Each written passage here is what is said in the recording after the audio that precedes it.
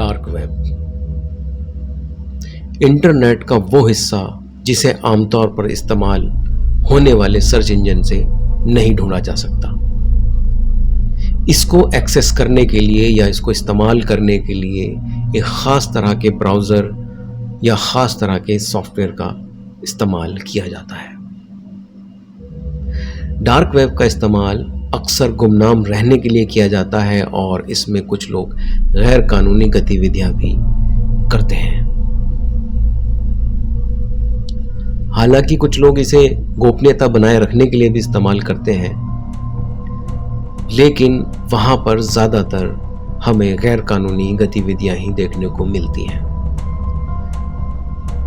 Dark web में अगर आपने गलती से प्रवेश कर लिया और वहां सावधानी को नहीं बरता तो आपके साथ कुछ भी हो सकता है जो आपको बहुत परेशानी में डाल सकता है। इसलिए डार्क वेब का इस्तेमाल करने से बचें, ये हमारी सलाह है। अब कहानी स्टार्ट करते हैं। कहानी का शीर्षक है डार्क वेब की दहशत, एक भयानक सफर।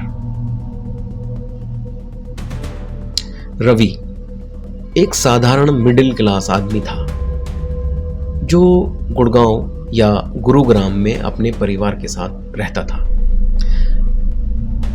वह एक आईटी कंपनी में यानी कि इंफॉर्मेशन टेक्नोलॉजी की कंपनी में काम करता था और कंप्यूटर और इंटरनेट की दुनिया में उसकी अच्छी पकड़ थी।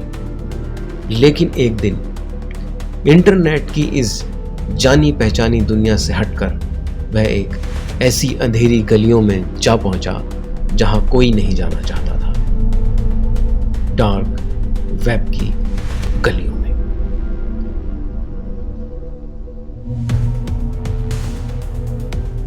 रवि ने डार्क वेब के बारे में कई बार कुछ सुना था, कुछ कहानियां सुनी थी।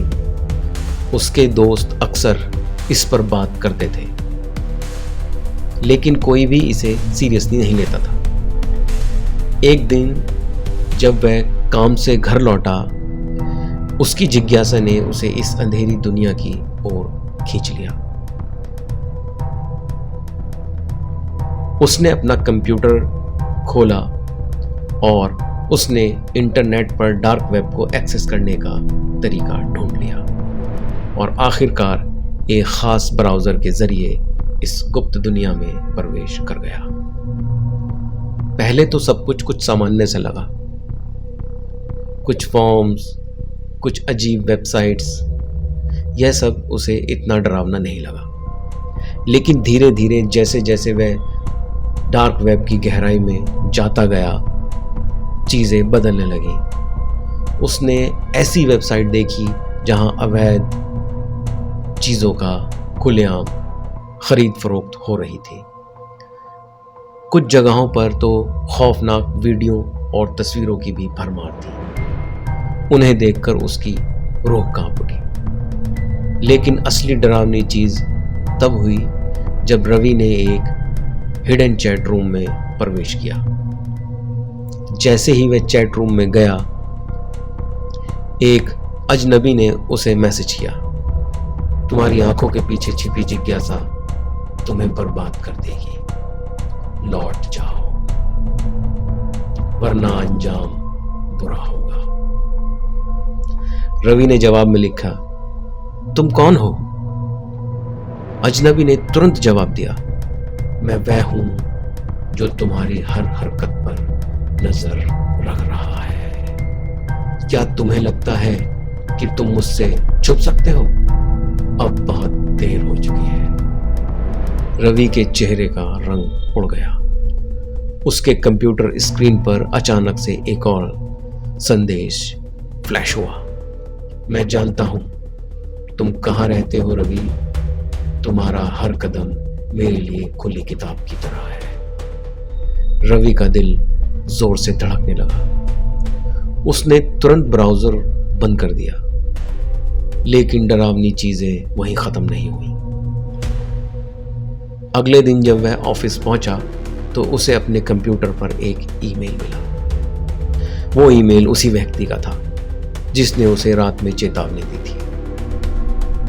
उसमें लिखा था, रात लंबी हो सकती है लेकिन मेरे लिए हर रात दिन के समान है। मैं हर जगह हूं रवि, अब तुम्हारा कोई रास्ता नहीं बचा। अगर तुमने वापस जाने की कोशिश की तो अंजाम सोच भी नहीं सकते। रवि का खून ठंडा हो गया। वह तुरंत समझ गया कि वह बहुत गहरी मुसीबत में पड़ चुका है। उसे महसूस हुआ कि यह अजनबी सिर्फ शब्दों का खेल नहीं खेल रहा था, यह किसी बड़ी साजिश का हिस्सा है।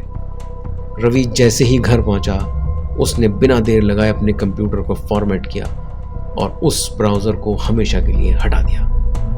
उसने अपनी सुरक्षा बढ़ाने के लिए अपने सभी ऑनलाइन अकाउंट्स के पासवर्ड बदल दिए और अपने इंटरनेट कनेक्शन की जांच करवाई। लेकिन उसके दिमाग में यह डर हमेशा के लिए बैठ गया कि वह अब कहीं भी सुरक्षित नहीं है। डार्क वेब की यह अंधेरी दुनिया सिर्फ एक जिज्ञासा नहीं बल्कि एक खतरनाक दलदल है जिसमें फंसने के बाद निकल आना आसान नहीं। रवि ने अपनी गलती से सीख ली, लेकिन इस अंधेरी दुनिया का रहस्य उसे हमेशा के लिए डरा कर रख गया। तुम्हारा कोई रास्ता नहीं बचा। ये अंतिम वाक्य जो रवि के मन में गूंजता रहता है। डार्क वेब की गलियों में जाना बहुत ही खतरनाक हो सकता है और यह अंधेरी दुनिया कई रहस्यों को अपने भीतर समेटे हुए है। मिलते हैं फिर किसी अगली कहानी में। बहुत बहुत शुक्रिया।